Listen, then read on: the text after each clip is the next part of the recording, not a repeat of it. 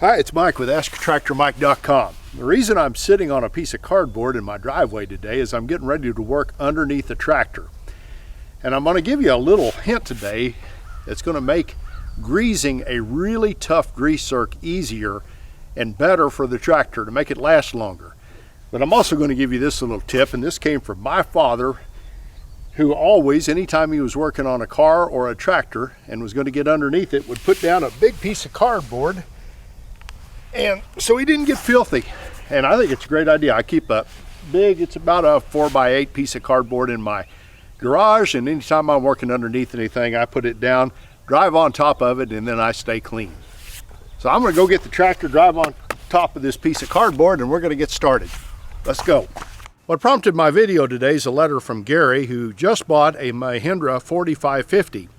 And Gary says, I'm making myself familiar with all the maintenance items with the tractor and had a question about greasing the pillow block on the front axle where it pivots on the frame of the tractor. It appears that this is a sealed greasing location. There are two Zerk fittings, one in the front of the axle and one in the rear. Can the pillow block be over-greased, and is there any chance that an electric grease gun can blow out any of the seals that are in this location?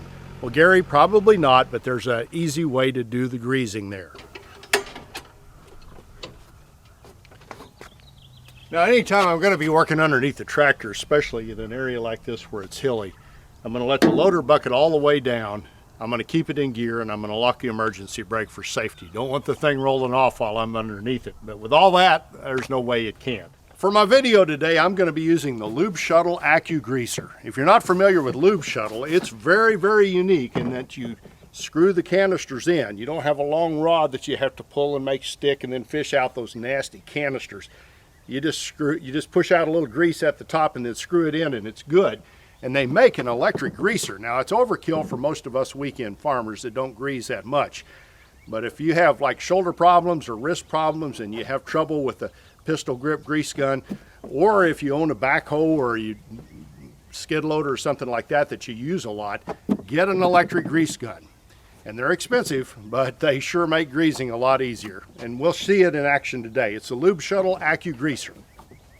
I'm just about out of grease on this canister.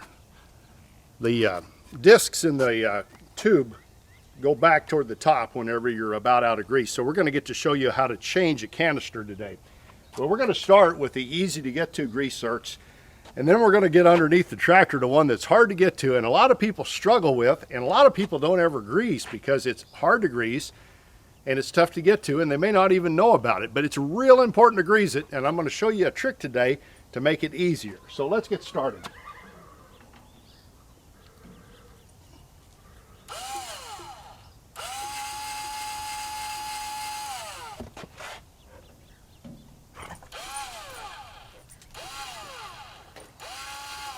Well, I am out of grease, and to change the grease on an AccuGreaser grease gun, you just unscrew the old canister,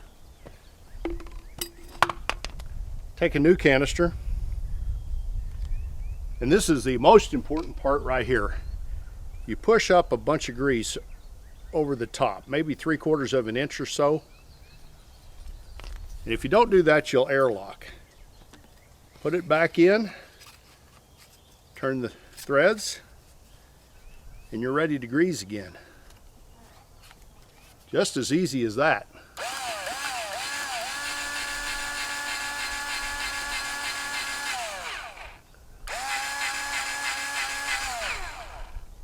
There you go.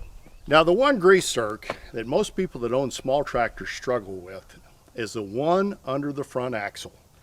And on most four-wheel drive tractors, your front axle pivots, and right in that pivot point is a grease zerk. And you're supposed to grease that on my tractor every 50 hours. And because it's hard to get to, and sometimes hard to get grease to go into, I tend to forget about it, not think about it, and hope it doesn't break. But if it does break, you've got a major failure, major repair bill. And there's a way to grease it that not only is easier, but it is better for the tractor. And I'm going to show you right now how it works. First off, what you've got to do, put your bucket flat on the ground and lift your front axle to get the weight of the tractor off of that front bushing. And it may be a bearing, it's probably a bushing in there, some kind of mechanism that lets that front axle pivot when you're going over rough terrain. Now, one thing I'll tell you here, never try to lift the front end up with the brakes locked, because then you're trying to drag either the bucket back or the back wheels forward. Let the brakes loose while you're lifting up your bucket, and the tractor will come right off the ground. But you want to get the weight of the tractor off, and here's why. If you're trying to grease that area and the weight of the tractor's on top of it, the grease is going to go to the area where it's least resistance, and that's probably on the top of the bushing or the bearing. The part that really needs the grease is the part at the bottom where the weight of the tractor is pushing down on. And if you take the weight of the tractor off by lifting the front end up with the loader bucket, you can get that grease to go everywhere around that because there's no weight on it. A lot of people have tried to grease that grease fitting and have found out that they've got too much resistance and they kind of give up. But again, that's an important grease fitting because all the time you're using that tractor, that front axle is pivoting around that point. And if you don't grease it, pretty soon you'll have a failure. And a lot of times that's a pretty big repair bill, both in parts and in labor. Now, you probably won't want to lift your tractor this far up in the air. I'm just doing it to kind of show you how when you've got the weight off the front axle, how it pivots up and down. I like to lift it just enough so the weight's off of it. And usually when I get under a tractor, I'll put jack stands underneath it, but we're not going to do it this time because that defeats the purpose of what we're trying to do. You just want to be real careful you don't get under any part of the tire or anything that's up in the air where you might get pinned under there.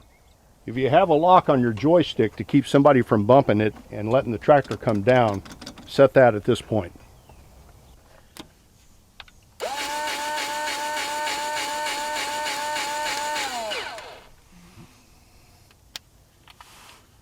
I believe we're good.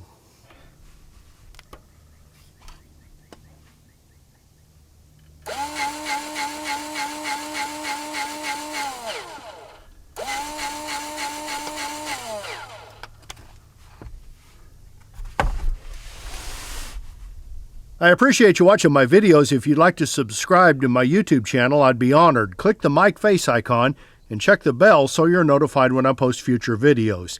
Here's a link to my website and the Tractor Fun Store with unique ideas for the tractor owner, including lube shuttle products. And here's another video you might want to watch. Thanks for watching.